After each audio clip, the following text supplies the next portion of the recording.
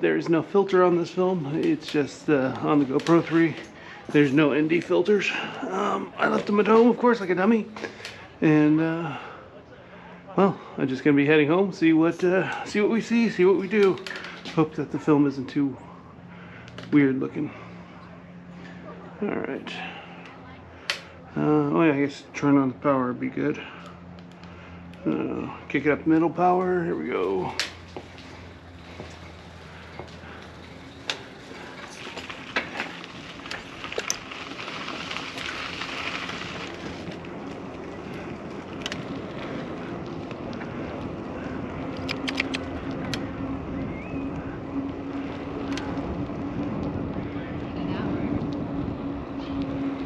All right.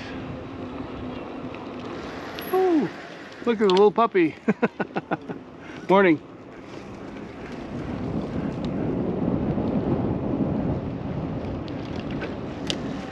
Ooh, just got nailed by a bug.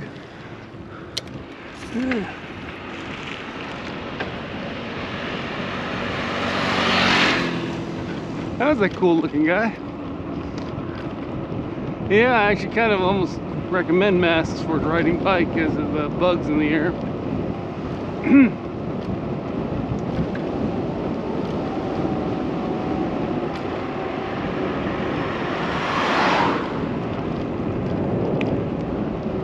Alright, we're just tooling along here at 15 miles an hour.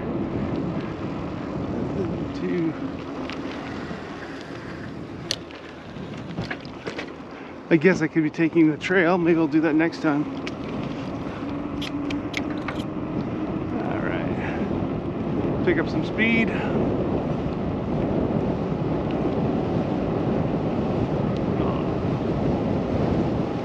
Morning.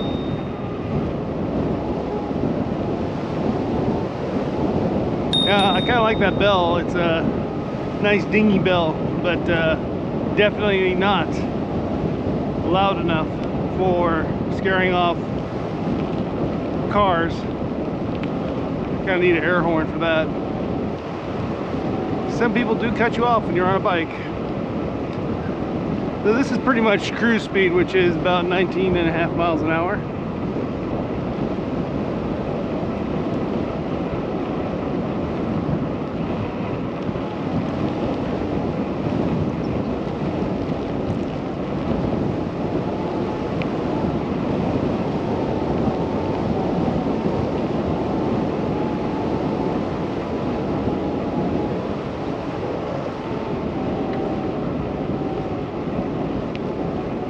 Now I have the media case around the GoPro 3, or 9 I mean, and it has a front and rear mic, but I didn't check to figure out how to go one or the other. I think the rear mic would have been better with less wind, but we'll see how this sounds. I was pretty impressed last time.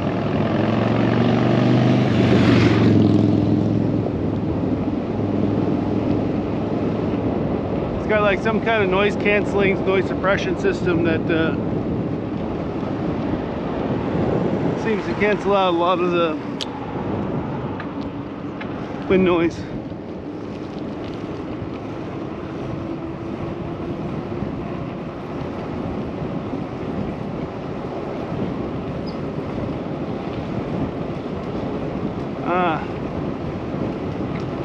I should have shown you a picture of the bike before it took off. It's a Rad wagon built up in Washington by Red Bikes, and 1 kilowatt, a half a horsepower motor or 750 watt motor, rear hub, and half a kilowatt of battery power. With that, I can go about 30 or 40 miles, depending on the number of hills I have to climb.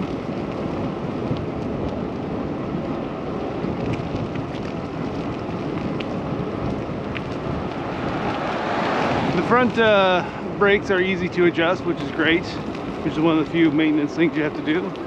The rear ones are most difficult, because the rear brakes are not accessible because the motor's in the way, and it could have used a little tool to make it would work, but they haven't made one. I can't find one. Morning. So I just tend to wait till the last moment to take off the rear tire to adjust the rear brakes, which is kind of one of the negatives of, I guess, general electric bikes in general. Could use hydraulic brakes because these are sufficient, but more brake power would be nice.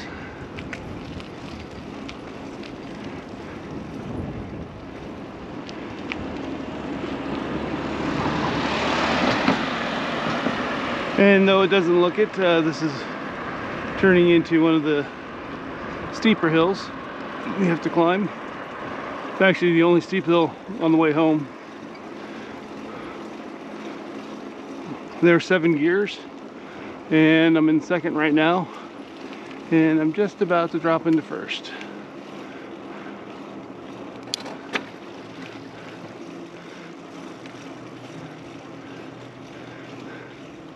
So even though I'm pedaling okay, pretty good, I'm not pedaling hard enough to stop talking, which I normally would on a regular bike. So that's nice. I have a heart condition and don't want to overstress anything.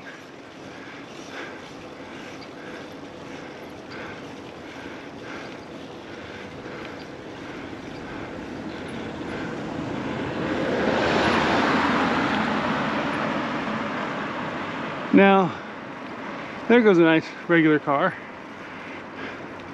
It has no speed limiter built in. It has, as far as I know, no real limitation on horsepower, other than it has to pass smog. And yet on bicycles, they both limit the speed and the power a bicycle can go, electric bike. I find that very annoying. Do one or the other. If you're gonna speed limit it, that's fine, but at least allow me to have the horsepower to go up hills easier, so I don't have to slow down quite as much. I don't see why they have to have both, especially since you can't determine on a piece of paper what kind of bike you're dealing with. It could be a cargo bike like mine, it could have a trailer, it could have extra people on it, it could have all sorts of things. And you're saying, oh, sorry, you can't have the power required to do what you want to do. That's just ridiculous. Yes, I am entering the regular lane here because I don't like going through the bike lane where something can happen because all the junk in it while you're in a corner like that. Now, if I hunker down on that section, I can actually hit 30 miles an hour. Today, I barely hit 24. So I'm pretty much a brick in the air when I'm standing upright on the bike.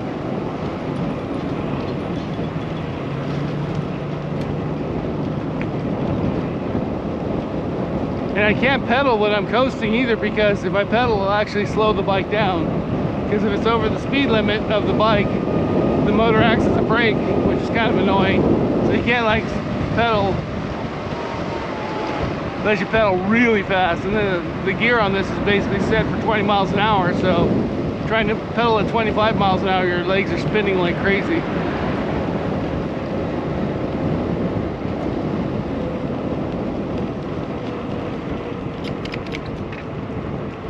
Alright, now we can pedal again a little bit, get over that little hump, keep the speed up.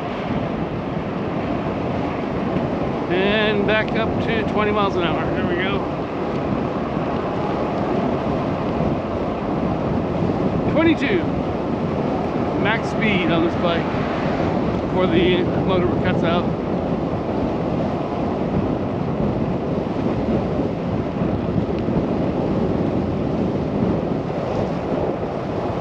Interestingly, it actually cuts back on the wattage. So I have it on full power at the moment for going up the other hill. Haven't changed it, so that's 750 watts, but I'm only showing 380 being used because that's all that's needed to keep it at top speed.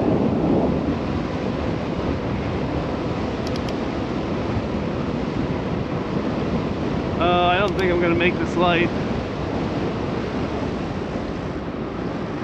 Or am I? Nope, didn't make it. Or did I? Nope, didn't. Oh well. I'm going through a red light. There we go. And the reason I left it at full power is because now we have another hill to climb. Not nearly steep, but really no need to switch back and forth all the time.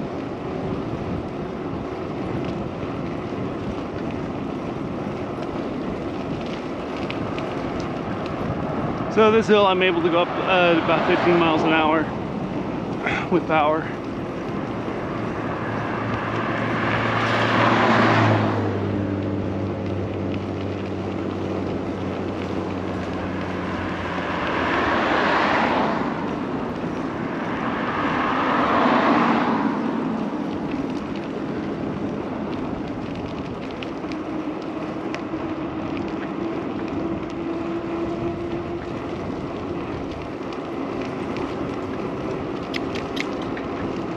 Morning.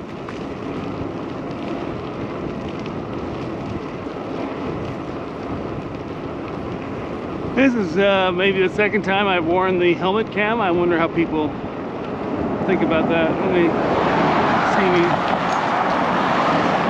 Does it change their reaction toward me being more friendly or less, or do they care? Who knows? I'm gonna go the back way through the residential area here.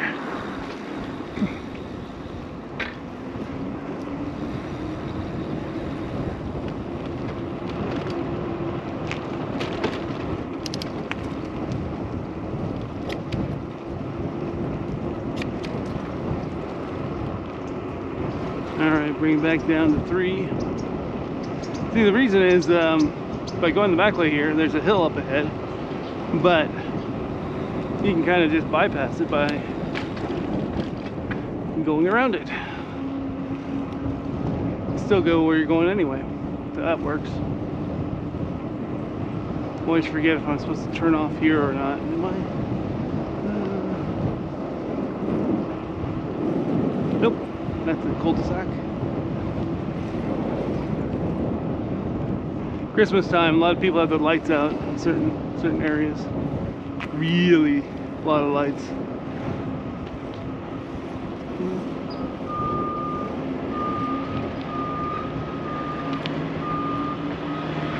I was wondering if that was my bike making that noise. No, it's a excavator there.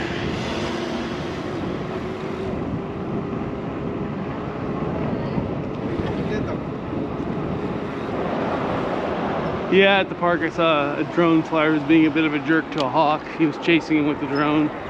That's not very nice. Hawks are just trying to live, man. Don't we need to chase him with a drone.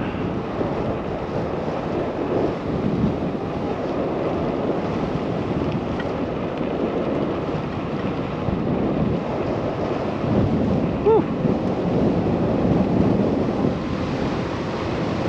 Now I think my front tire's a little low. Makes things a little bit wibbly wobbly, and that's because I have it filled with slime to prevent or to stop punctures or seal up punctures. And I went through a whole pile of nails this morning when somebody had dropped into the bike lane, and I was afraid I might have got a puncture there. So it might be that it did puncture and sealed, but now of course you lost some of the air.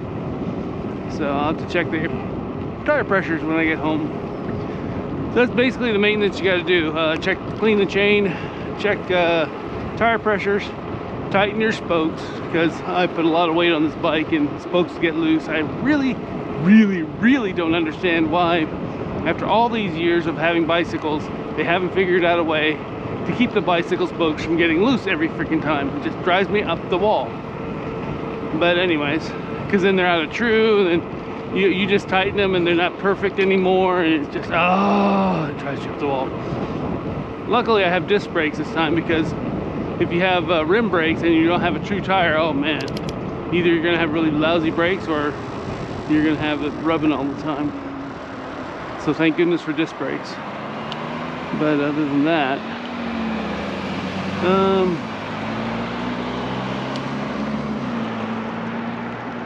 yeah, I'm not waiting.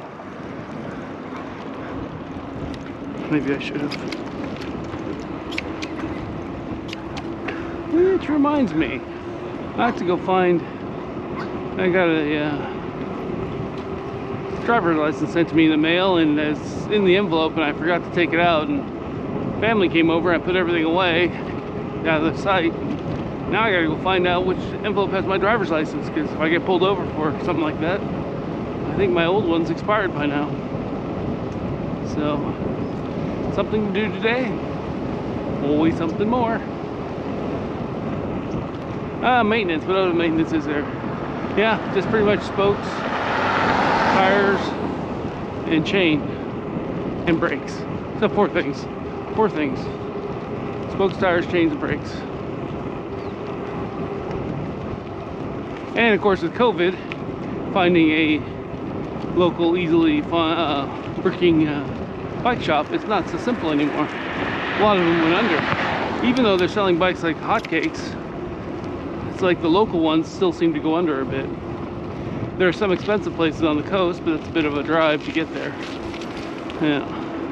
But I should probably get a tune-up. I got about, well, 1470 right now. I put on about, well, yeah, it's 1,100 miles since my car got wrecked in the last 3 months, 4 months. That's pretty good in 3 or 4 months, put on 1,000 miles on a bike. Yeah. See, 120 days. That's only about 10 miles a day. That's about right. I do more than 10 miles like today. This ride's from the park. It's about 8 miles, about 10 miles from the church.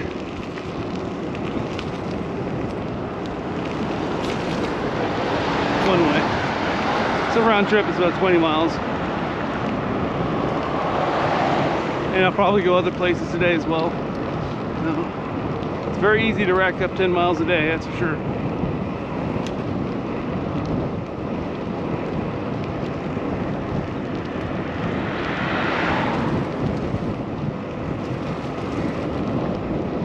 Oh, I think I may have to stop for this one. Or can I follow this? Oh, I'm going to follow this Suburban. Come on, Suburban.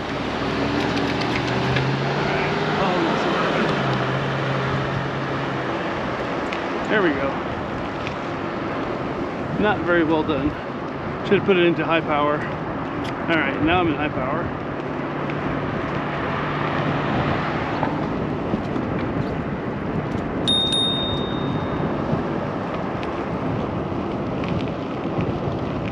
Okay, we're going full bore up a hill. It's not very much of a hill, but it does climb a bit at the end there.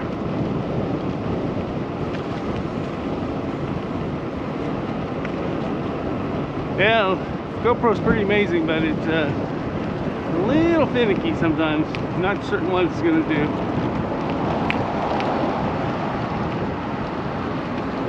Alright. Full power through here.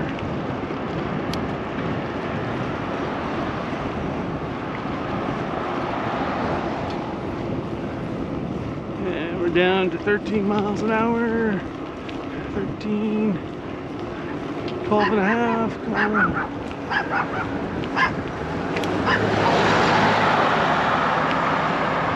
11 and a half, 11, 12.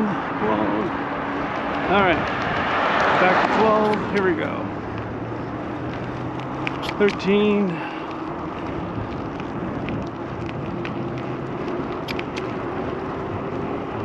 Whew. That hill's always a little steeper than it looks, that's for sure. Didn't look that steep. Oh, wow. They got these big old potholes and crackling things on the road.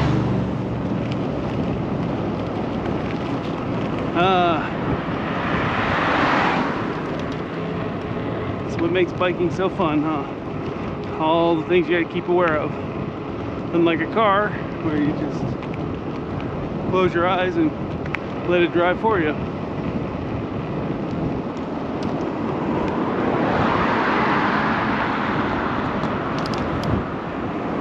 At least that's the way it seems most drivers are driving.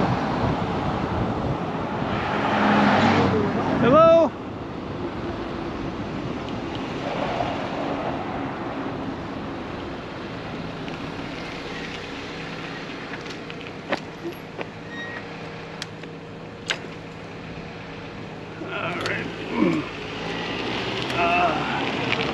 That's the thing with a rear hub motor. When you start out, there's not a ton of torque. The torque seems to kind of kick in when you're hitting 10 miles an hour. And then it really kicks in when you're hitting over 17 or 18 miles an hour. And then it seems like you finally get into its own. So it kind of encourages you to go fast, because going slower actually seems to use more energy in some ways. Kind of weird, because you're not using the full torque of the motor, but you're still using the wattage, and it's taking you longer to get there. I'm sure there's some equation that I could look up, but anywho, here we are, top of a nice slightly sloping hill, and you're able to just fly down it. So again, I'm at full power and I'm using 120 watts only because it's at max speed.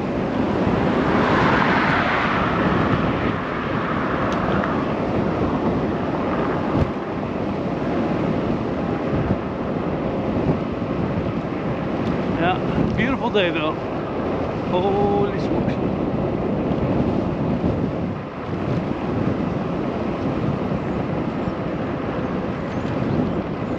That Jeep's lights looks really yellow to me, but I got those tinted sunglasses, so I'm sure it's not that much on the camera.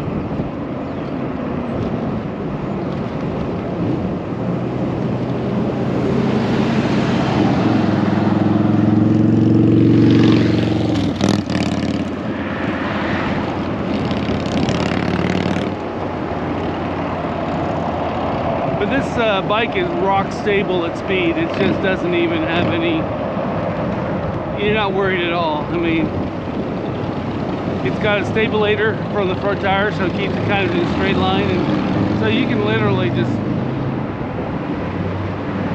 almost close your eyes and it'll go straight. It's kind of cool. I don't do that, of course, very often. Anyway,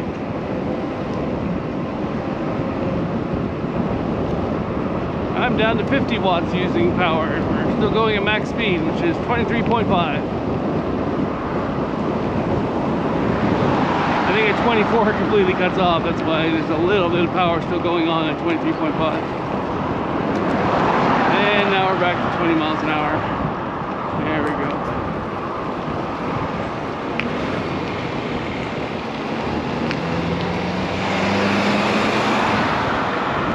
Going to cut across to the middle here, because I have to get over to the other side, because this intersection up ahead is horrendous and I'd rather not cross it there. I'm going to cross it here where it's extra wide on this side of the road and actually go against traffic.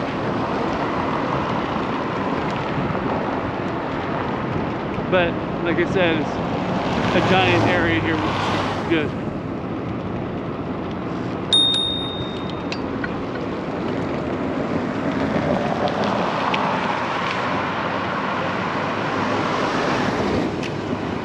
And I'm going to call it quits. All right.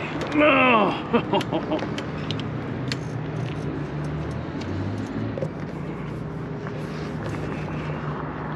Should get my, oh man, gotta get my camera off.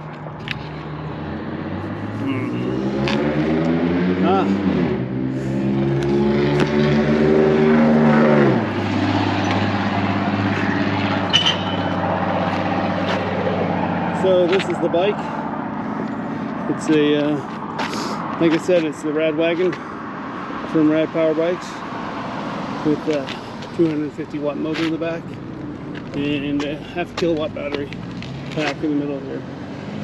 And I've added some accessories. It's a really nice bike. Highly recommend it to anyone.